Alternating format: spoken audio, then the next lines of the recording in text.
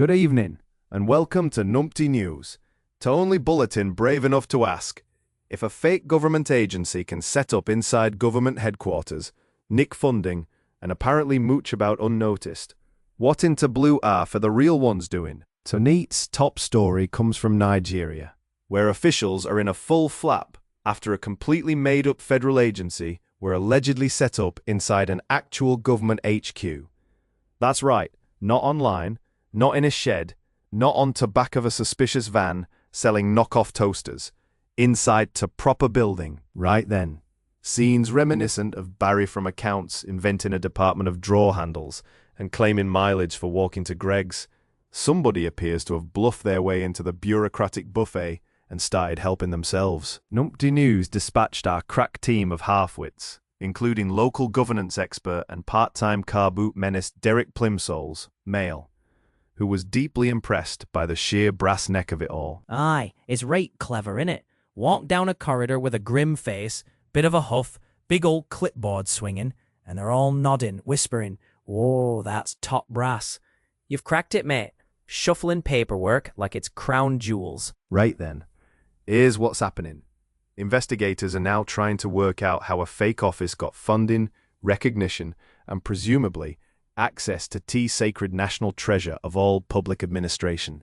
A cupboard full of biscuits nobody admits buying. Sources told Numpty News the bogus bods may have been operating with such outrageous confidence that nobody questioned a thing, proving once again that if you walk fast enough down a corridor, people assume you're either important or desperately hunting a loo. Our second witness, Brenda Muckwhistle, female, a self-appointed anti-corruption campaigner from Bolton, who once reported her own neighbour for suspiciously owning 2 wheelie bins, was incandescent with fury. It's political bollocks, that's what it is.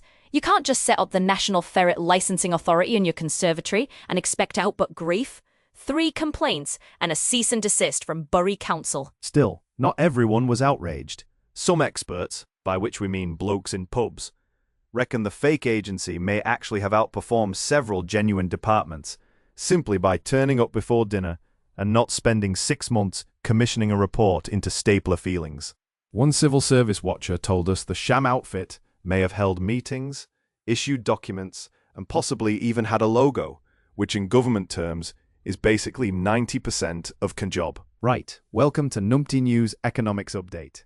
Gary Throssell, our top-notch correspondent, he were having a right go at explaining to Scandal, using nowt but a whiteboard, 2 sausage rolls, and a traffic cone. Picture him there, whiteboard flapping, drawing complex graphs, then pointing it to sausage rolls, saying, "These here represent 2 bloomin' banks." And to traffic cone, that were his metaphor for interest rates. Up and down, a right grand spectacle, only on Numpty News. If thou opens an office for advanced button research into garage and invoices to state for 17 grand, that's fraud.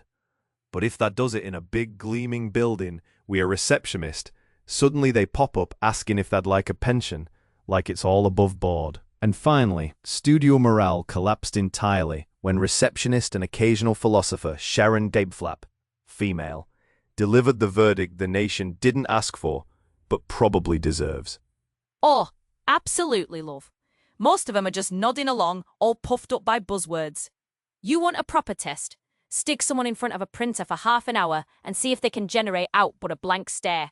Scary how much of government's just laminated nonsense in a flimsy lanyard. Exclusive. Shocked viewers told us this story has shaken their faith in bureaucracy, while delighted viewers asked us whether they too can found the Ministry of Pies, Gravy, and Regional Sulking.